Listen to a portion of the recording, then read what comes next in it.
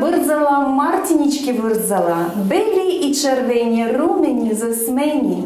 Здравейте, скъпи сънародници! Честита ви баба Марта! Тя пристигна и в град Болград!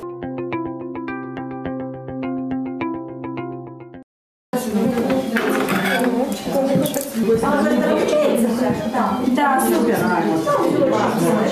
На 1 март всички се окичват с мартиници, с благопожелания за здраве, за мир, за плодородие. И наистина тя има магическа сила, защото народът, което създава, то носи послание. А в това послание ние вплитаме здраве, ние вплитаме мъдрост и дълголетие.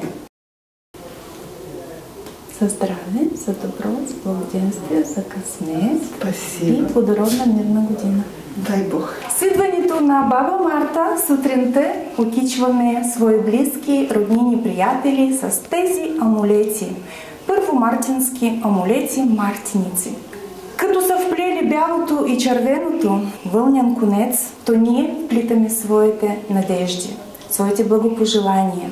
Всеки вързва един на друг. Казват, най-добрата мартиница е подарената мартиница.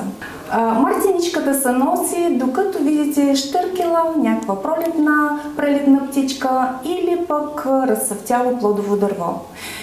Сваляте я, слагате си, окичвате на дървото, на разцъфтялото клонче и естествено си закачате най-хубавото, което сте си пожелали.